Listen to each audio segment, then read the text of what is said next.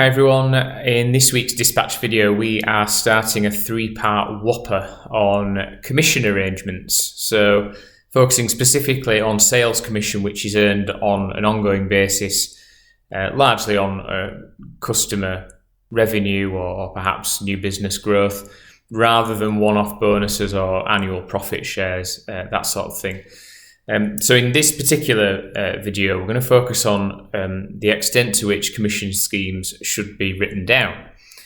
Because in the vast majority of cases that I've come across where there are issues, it's because the scheme is not clearly defined or has been in place for a number of years on an informal basis and hasn't been changed.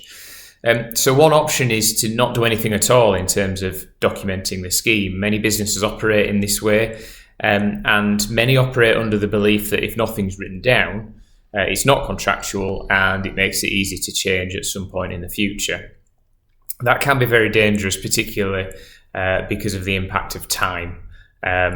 If a particular commission arrangement is in place, even informally, that has lasted for, say, a number of years, and the general understanding of the parties is that those terms on which commission is payable have not changed over that time, the employee may make out an argument that the commission scheme in its current form amounts to a contractual entitlement.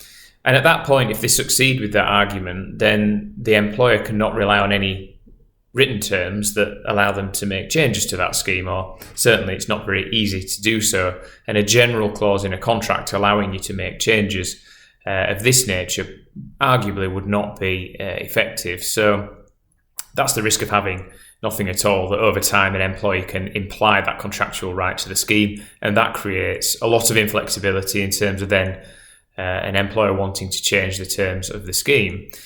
The next level up essentially is to include some wording in the contract that says, for example, you may be entitled to participate in a discretionary non-contractual commission arrangement from time to time. There is no entitlement to a particular commission, and if we pay it, we may not pay it in the future.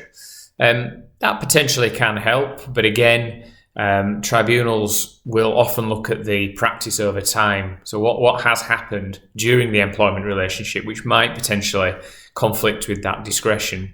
So if you have a clause of this nature and the commission scheme genuinely is only in place from time to time or is reviewed regularly, it's much easier to rely on the power of discretion to make changes or to remove a scheme entirely in the future.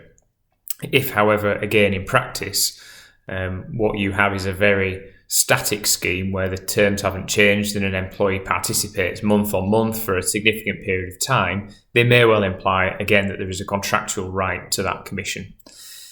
The next option is a detailed commission schedule, and for some reason I find these really interesting to draft.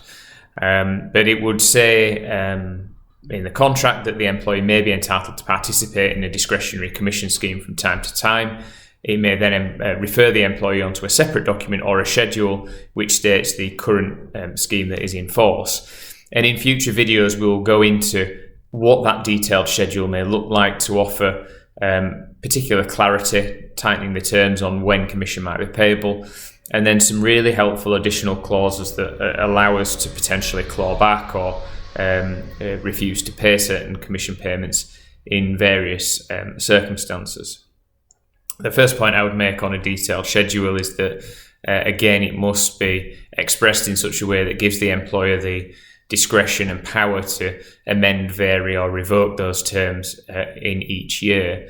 And as we said before, if that document remains static for so long, again, the employee may have an implied right to argue that becomes a contractual term of the contract.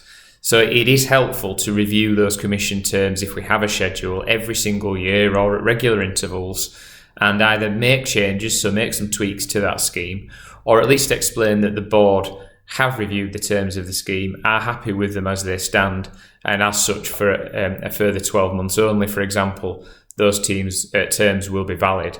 That creates an ongoing understanding from the employee that we are going to keep these under review, and it keeps that discretion quite fresh in my view, and potentially makes it easier for us to rely on that discretion if we want to remove those terms or amend them in any way in the future.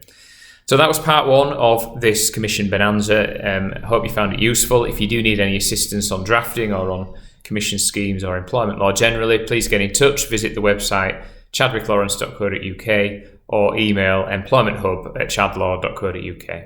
Thank you.